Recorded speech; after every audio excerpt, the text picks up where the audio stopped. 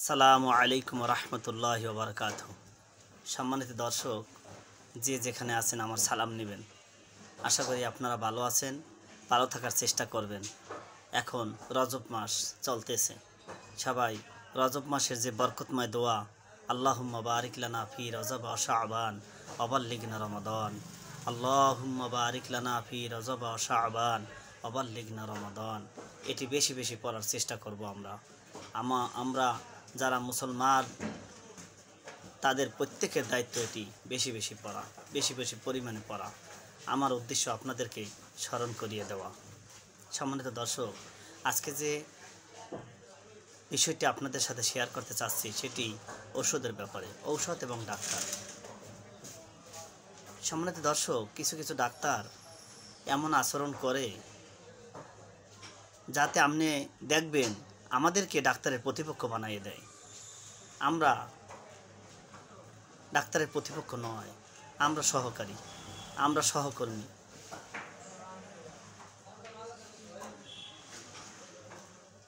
হয়তো বললে বেশি হবে মনে হয়। ডাক্তার যদি একটি মধ্যম সারির কোম্পানির ওষুধ লেখে তখন সেটা জায়েজ হয়ে যায়, তখন বৈধ হয়ে যায়, তখন সেটার কোয়ালিটি ভালো হয়ে যায়। আর আমরা যদি কোনো মধ্যম সারির ওষুধ দিই তাহলে সেটা আর জায়েজ হয় না, সেটা আর বৈধতা পায় না। সম্মানিত দর্শক, আমার আজকের কথা কাউকে প্রতিপক্ষ বানানো নয়, কাউকে ছোট করা নয়। ডাক্তার স্যারদের আমি ছোট করতে চাচ্ছি না, কিন্তু কিছু কিছু ডাক্তারের আচরণ এমন যে একজন ফার্মাসিস্ট ফার্মেসি থেকে যদি ওষুধ দেয় সেটা তিনি খুবই ঘৃণ্যভাবে ছুটে ফেলেন। আমার কথা, এই বাংলাদেশে যদি 500টি ওষুধ কোম্পানি থাকে, সবাই কম বেশি কোয়ালিটি মেনটেন করে বাজারে এসেছে, কোয়ালিটি মেনটেন করে কোয়ালিটি রিপোর্ট দেখিয়ে সরকারকে তারপরে মার্কেটে আসার সুযোগ পেয়েছে। আমি একজন ওষুধের লোক হিসাবে আজকে আমি 10 বছর ওষুধের কাজ করি, ওষুধ প্র্যাকটিস করি। আমি কোনো ওষুধকে তফাৎ মনে করি না, কারণ যে ওষুধটি সেই সুদূর ফ্যাক্টরি থেকে পরীক্ষা নিরীক্ষার পর, চড়াই উত্তরাইয়ের পর আমার ফার্মেসিতে এসেছে, আমার ফার্মেসির মাধ্যমে কাস্টমারের হাতে, পেশেন্টের হাতে পৌঁছে যাচ্ছে, সে ওষুধটি এমনি এমনি আসেনি। অন্তত সে 100%-এর জায়গায় অন্তত 95%, 90%, 98% কোয়ালিটি মেনটেন করে সেই দোকান পর্যন্ত এসেছে, আর দোকান থেকে পেশেন্টের হাতে, জনসাধারণের হাতে পৌঁছে যাচ্ছে। তা সম্মানিত দর্শক, আমরা যারা ওষুধে কাজ করি, আমি একজন সি ক্যাটাগরির ফার্মাসিস্ট, সরকারের সি ক্যাটাগরির একজন ফার্মাসিস্ট আমি।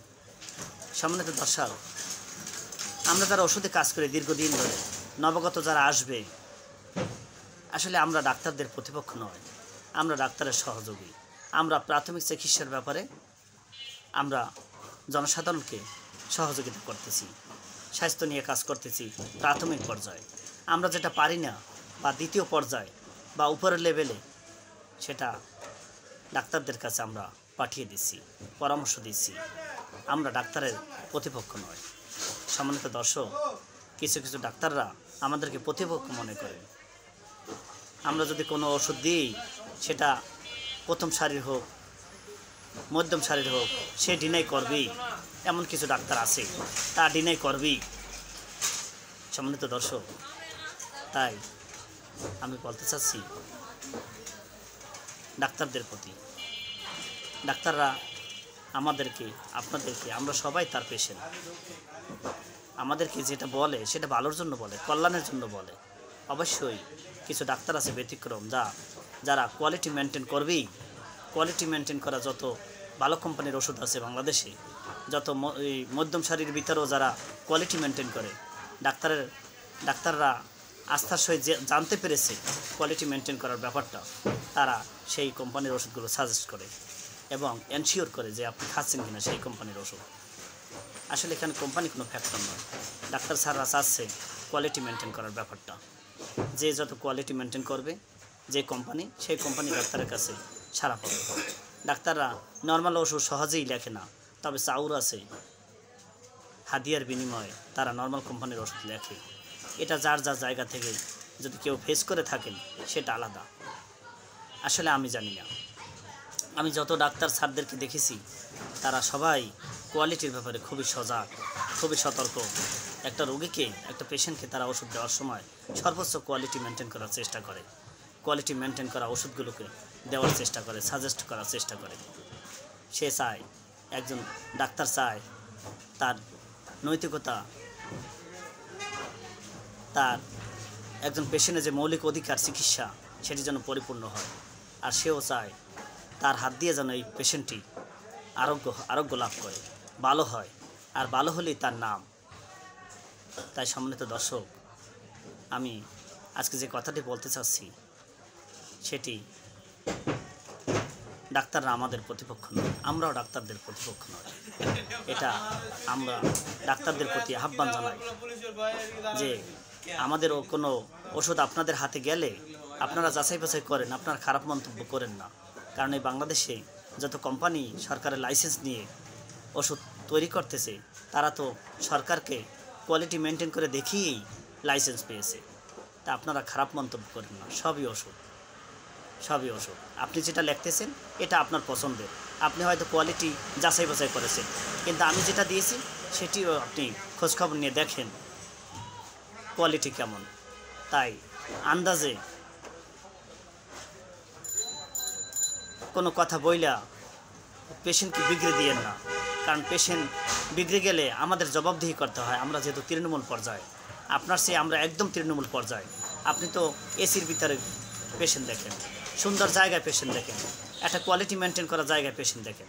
আমরা তো তৃণমূল পর্যায়ে একদম জিপি লেভেলে আমরা মানুষদেরকে সহযোগিতা করি, স্বাস্থ্যের কাজ করি, আমরা প্রাথমিক চিকিৎসার কাজটা করি। এজন্য আমাদের জবাবদিহিতা বেশি।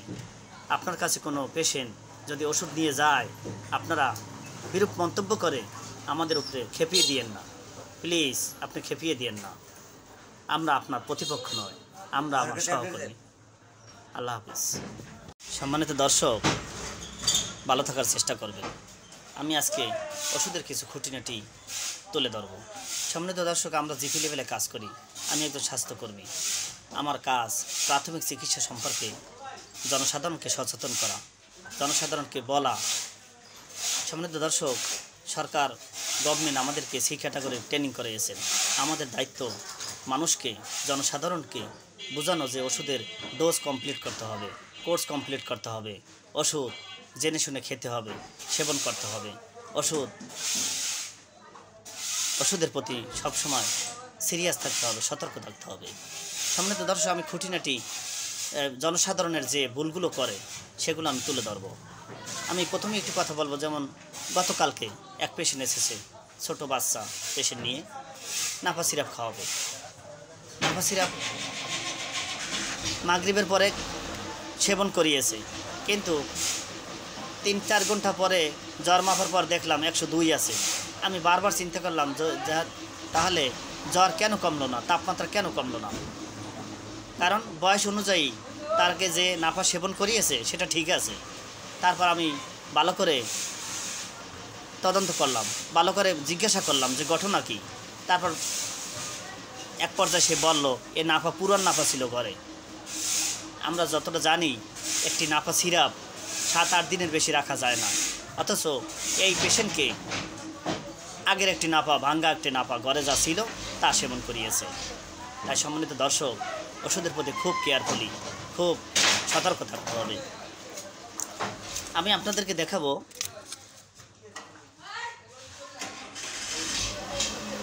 এই যে একটা অ্যান্টিবায়োটিক, দেখেন বেলোফিক্স সেফিক্সিম 400, 64 একটি গ্যাসের ট্যাবলেট ডেক্সল্যান্সপ্রোজল, মেথিফেরেটেট, ম্যালফেরেটেট। তারপর দেখেন দর্শক নাপাডল। দর্শক, এটা আমার এক পেশেন্টের। এই পেশেন্টকে গলার ঘাড় জন্য সেফিক্সিম 400, নাপাডল 4টা, 60 পাওয়ারের ল্যান্সপ্রোজল 4টা, আর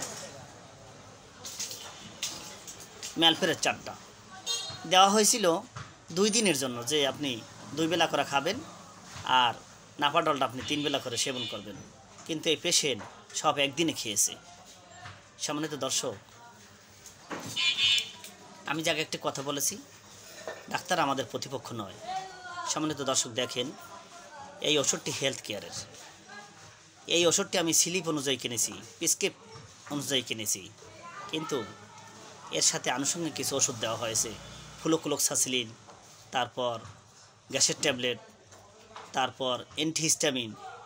এগুলো ওখানে লেখা ছিল না, কিন্তু এগুলো আমি যোগ করে দিয়েছি।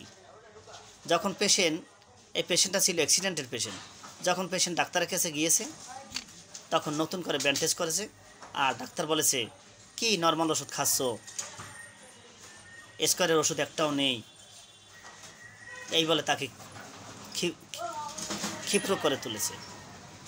সে আমার কাছে এসে তো চড়াও হয়ে গেছে, কি ওষুধ দিয়েছেন, একটা ওষুধ স্কোয়ারের নেই, অথচ এই ওষুধটি হেলথ কেয়ারের।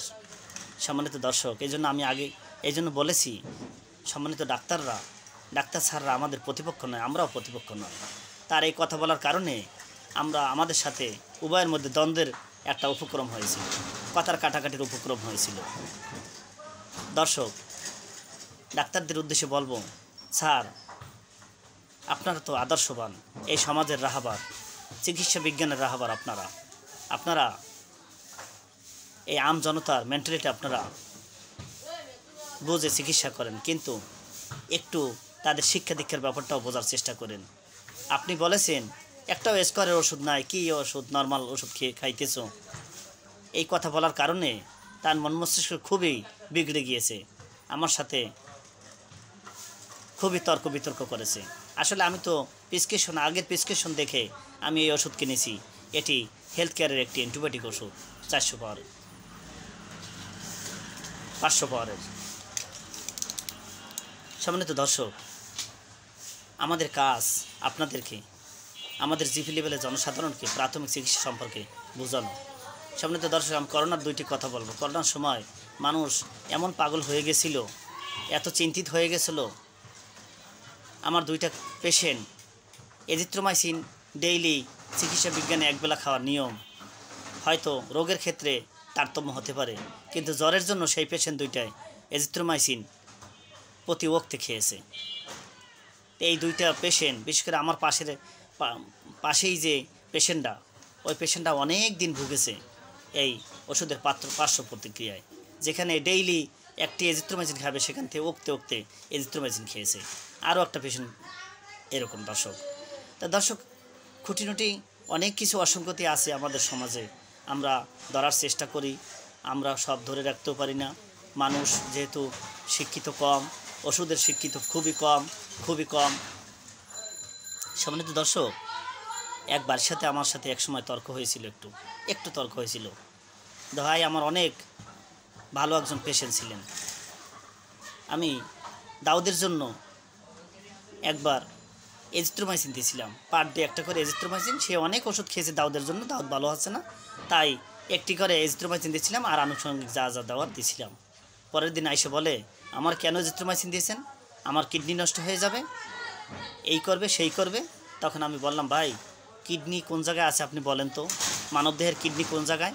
তখন ভাই বলছিল, আমাকে কিডনির কথা বলেন, আমি MBA পাস। আমি বলছিলাম, ভাই MBA পাস আর ওষুধ আলাদা জিনিস, আপনি আপনার জায়গায় আপনি MBA পাস। তাই সম্মানিত দর্শক, এই অসঙ্গতি তুলে ধরার কারণে আপনারা অনেক কিছু বুঝবেন। আপনারা একটা ডাক্তার বলছে স্যাররা লেখছে স্কোয়ারের ওষুধ, আপনি পাচ্ছেন না, সেটা না পাইলে আপনি যে খাবেনই না আর পাগল হয়ে যাবেন, সেটাকে খুঁজে বের করতেই হবে তদন্ত কমিটি নিয়ে, এরকম না। আপনি স্কোয়ারটা পান না, ভ্যাক্সিমকোডটা খান, ভ্যাক্সিমকোডটা পান না, অপশনেরটা খান, অপশনটা পান না, এসকেপেরটা খান।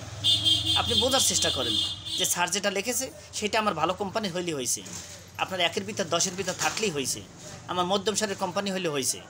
আপনি যদি বুঝবান হন, আর যদি বুঝবান না হন, আপনাকে যেটা লাগছে সেটা খাওয়ার জন্য আপনি পাগল হয়ে যাবেন, আপনি ব্যতিব্যস্ত হয়ে যাবেন। আপনি যত টাকা লাগুক, যেখান থেকে লাগুক, তদন্ত কমিটি করে সেটার বের করবেন, সাপ্লাই না থাকলেও আবিষ্কার করার চেষ্টা করবেন। সম্মানিত দর্শক, এতে কী হয় জানেন? আপনি ক্লান্ত হবেন, আপনি হয়রানি হবেন, আপনি হয়রানির শিকার হবেন। আর আপনি যদি মনে করেন যে না এটা তো ভ্যাকসিন কোড লাগছে, আপনি জিজ্ঞাসা করেন আমাদের সাথে, আমাদের কাছে শেয়ার করেন যে ভাই এটা কোন কোম্পানি লাগছে। আমি যদি বলি ভ্যাকসিন কোড লাগছে, অপশনের লাগছে, আপনি বলেন যে আমাকে একটা ভালো কোম্পানি দিয়ে দেন, এটা যদি আপনার কাছে না থাকে। এরকম যদি বলেন না, তাহলে সহজ হয়, আপনার জীবনও সহজ হয়, আমাদেরও জীবন সহজ হয়। সম্মানিত দর্শক, অনেক খুঁটিনটির কথা বললাম, তাই আসুন আমরা ওষুধের ডোজ মেনটেন করি, প্রেসক্রিপশন ব্যতীত আমরা অ্যান্টিবায়োটিক না খাই, আমরা MBBS রেজিস্ট্রেশনকৃত ডাক্তারের পরামর্শ নিই, আমরা প্রেসক্রিপশন অনুযায়ী ওষুধ খাই, ওষুধ সেবন করি, ওষুধের ডোজ কমপ্লিট করি, প্রত্যেকটা ওষুধের ডোজ কমপ্লিট করি। আমরা ওষুধটা কেনার জন্য যেমন পাগল হয়ে যাই, অন্ধ হয়ে যাই যে এই ওষুধটাই কিনতে হবে, ঠিক এই ওষুধ ডাক্তার স্যারে লিখেছে এতদিন খাওয়ার জন্য আমরা পাগল হয়ে যাব, তাহলে আমাদের জন্য সার্থক হবে। সম্মানিত দর্শক, আমি খুঁটিনাটি অনেক কিছু তুলে ধরলাম। সবাইকে সালাম, আসসালামু আলাইকুম।